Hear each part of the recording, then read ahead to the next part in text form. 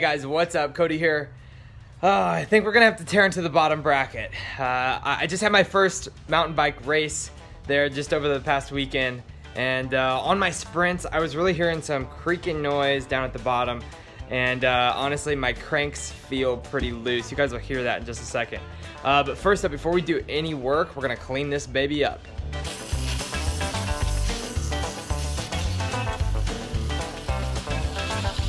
So now that we've washed it up, it's a great time to dry it off. Make sure you get all the water spots done, okay? Now let's talk about how to test and see if your bottom bracket is bad. Okay, simply just spin your sprocket, and if you feel some grinding, it's probably a good telltale sign that there's some grit and dust in there. Now you can also take two hands and wiggle the cranks back and forth, and if they feel loose or if you have some movement there, that's another indication that your bottom bracket needs either replacing or maintenance. Okay, so step number one, remove your dust caps. Okay, these are very simple. Normally takes us an 8mm Allen key, and simply just screw out each side. Okay, now your next step is to pull the cranks. I'm using a generic automotive crank puller. I suggest that you get a proper bike crank tool to remove your cranks. Okay, now although this crank puller hasn't damaged my cranks, it hasn't damaged any threads, it's just a little harder to work with, and it's not guaranteed to fit any style. Okay, so keep that in mind. And moving on to the other side, it's very simple. You do the same thing. Screw it in, tighten it down, secure it, and pop it off. Now, what you do with the chain is up to you, okay? But just remember that that chain has to go back around the sprocket before you install it. Alright, so this is the money maker. This is Park Tools 22 tooth bottom bracket tool.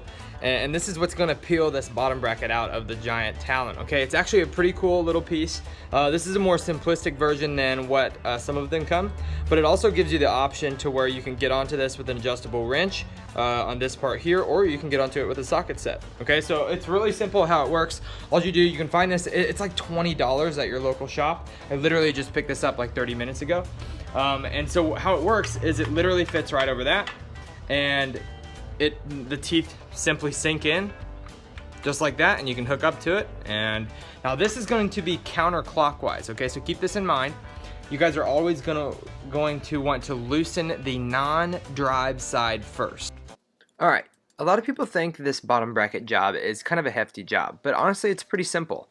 Like I said, start with the non-drive side first, break it loose, and then screw it out with your fingers. Okay, you can do it on the other side as well. Now remember, this side is clockwise, okay? You're going to go clockwise, all right? Don't go counterclockwise. These are left-handed threads, okay? So then you simply screw it out with your hands, and your bottom bracket will pop right out with it. So now that I have everything off, I'm inspecting like my crank sets and where it mounts onto the bottom bracket, and they are dirty. I mean, look at all that grime and grit, dust in there. Not saying that that's what's causing the creaking noise, but I mean, it can't be helping anything. So I'm gonna clean these up really good. I have some brake cleaner and some rags that I have, laying around in my garage here. Now, don't spray the brake cleaner directly on any of the materials that you're going to clean with it. Okay, spray it onto the rag first, and then get her nice and shiny. Okay, so I also have a little toothbrush to help me out. Helps me get in all the grooves and clean out the threads really good. Man, that is just some dirty, dusty, crappy crank set head right there. Okay, so let's get that cleaned out, and then we'll start putting her back together.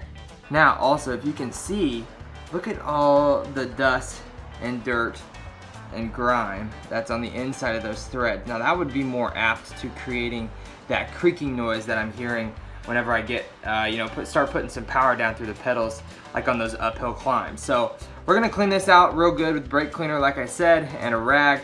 And then reiterating again, make sure don't put that brake cleaner directly on the part that you're going to be cleaning. Put it on the rag first. Alright, let's get to cleaning. So we got them all shined up. Check that out. They look pristine. Okay, now all you have to simply do is just reverse the process, and let's put the bottom bracket back in. Okay, so now that I have my bottom bracket shell cleaned out, I have inspected and cleaned off my bottom bracket. It's time to reinstall, okay? And we're simply just going to reverse the process we did. to uninstall. Okay, to reinstall or just reverse it, blah blah blah blah blah. Should be pretty self-explanatory. All right, now do not forget your grease. You gotta grease this baby up. Okay, you don't want it to go in there dry because you will have more creaking than when you started. All right, now hopefully this solves my creaking problem. If not, the bearing feels okay, or the bottom bracket feels okay. They roll pretty nice. There's no grinding. There's no creaking right now, but that could change. That could change when I get it in there. So I'm gonna go ahead and reinstall it, and hopefully it fixes my creaking problem. And if it doesn't, I'm gonna have to get a new bottom bracket. But anyways, let's just see how it works. Okay, so the reinstall process is pretty self-explanatory. Okay, start with the drive side this time, and you're going to go counterclockwise. Okay, keep that in mind. These are left-handed threads. Alright, now you just simply reverse the entire process, and I think you guys can figure it out. If not, replay the video, and you guys will see the steps in order. Alright, let's see if it fixed it.